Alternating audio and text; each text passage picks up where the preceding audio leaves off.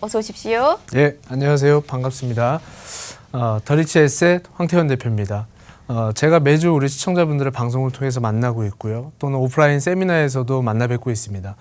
항상 같은 고민을 합니다. 무엇을 어떻게 어느 지역에 선택할지에 대해서 고민하시고요. 또 바야흐로 또 고령화 사회입니다. 노년을 앞두고 은퇴를 하시고 또 어떻게 이걸 또 잘 설계를 해야 안정적으로 좀 생활을 해나갈 수 있을까에 대해서도 고민을 많이 하십니다.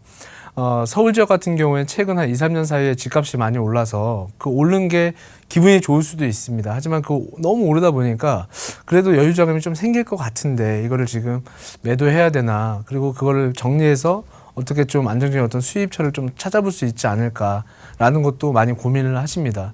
그래서 처음에는 내 집을 마련하기 위해서 고민을 하고요. 내 집을 마련하고 난 다음엔 어떤 수익을 만들까 또 고민을 하십니다. 근데 통상 내 집 마련을 할 때도요, 어떤 거주와 투자를 좀 합치려고 하시는 분들이 많이 있습니다. 근데 최근에 어떤 모습들을 보면 사실 집값이 많이 올라와 있다 보니까 이렇게 거주를 하면서 투자까지 생각하는 부분은 조금 어렵지 않나, 이런 생각을 좀 많이 해보게 되는 그런 시점입니다. 왜냐하면 고가에 올라와 있고 내가 들어가서 다시 또 올랐으면 좋겠지만 현재 어떤 부동산 시장이나 분위기는 그걸 따라주지 못하고 있기 때문이죠. 그래서 많이 올라와 있는 그런 무거운 어떤 부동산들 소유하면 또 보유세도 많이 인상 가닥으로 잡혀 있기 때문에 부담감을 올 수 있습니다. 그러다 보니까 노년에 계신 분들이라든가 또는 좀 무거운 집, 주택을 한 채 갖고 있으신 분들께서도 고민을 많이 하고 계십니다. 그런 입장에서 제가 한번 내용을 준비해 봤는데요. 오늘은 부동산 거주와 투자를 분리하라 라는 어떤 주제를 가지고 우리 시청자분들께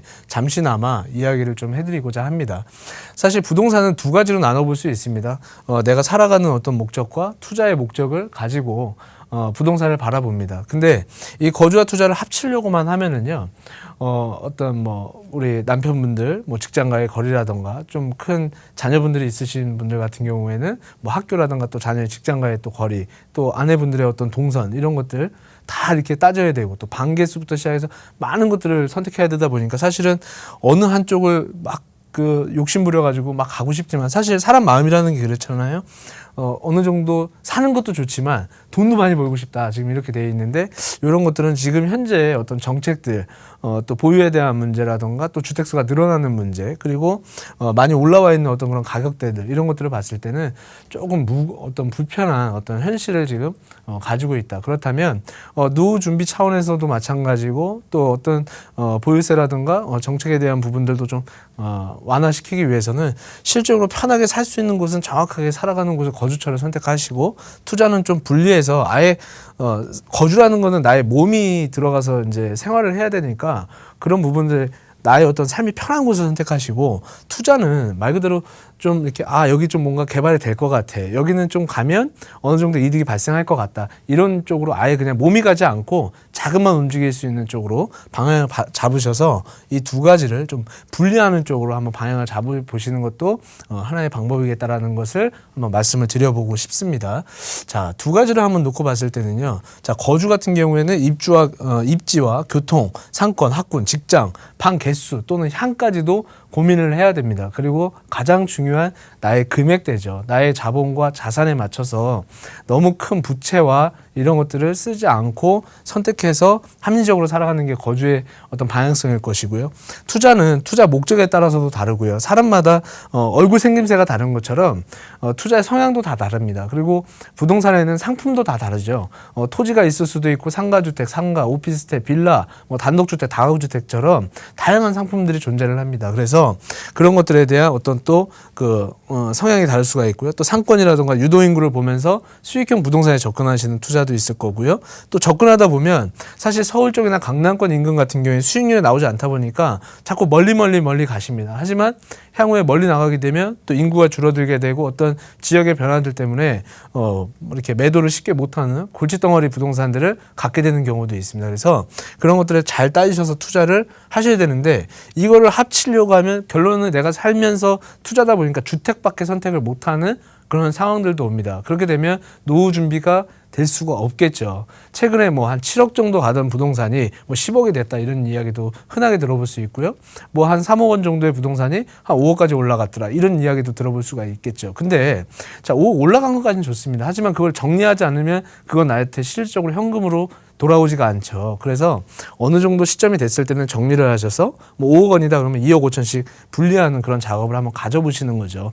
비싼데 막 살게 되면은 관리 비용이라든가 지출 비용, 고정 비용이 많이 늘어나기 때문에 그런 것들을 줄이면서 재테크에 임하시는 게 훨씬 더 합리적이고 좋을 수 있다 이렇게 말씀을 드려보고 싶고요.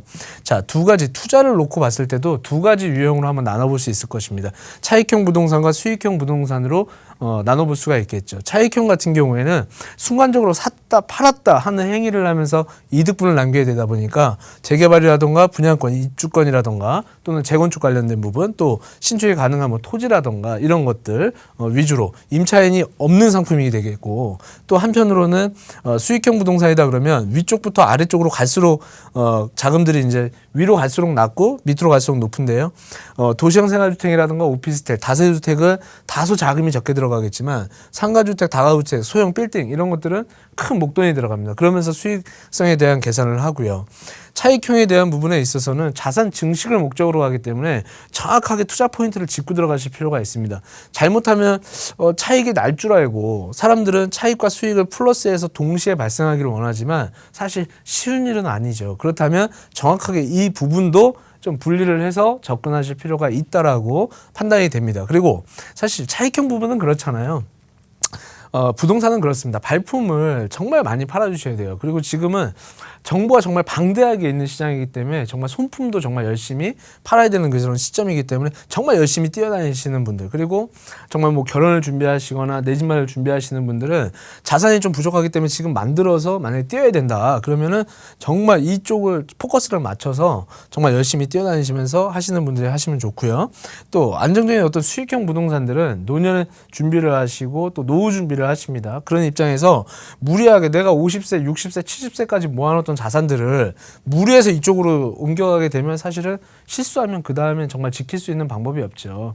60대, 70대에 들어가시는 우리 선배분들 같이 상담하고 같이 고민하고 만나 뵙고 하면 가장 주 포인트가 뭐냐면 지금까지 내가 모아왔던 내가 살아왔던 어떤 그 지표가 자산으로 나오게 되는데 그거를 어떻게 지키면서 수익을 발생시킬 것이냐 이 부분에 대해서 가장 고민을 많이 하고 있다라고 보시면 될 것 같습니다. 그래서 이쪽은 어느 때보다도 좀 안정적인 부동산을 선택하시는 게 좋겠다라고 말씀을 드리고 싶고요.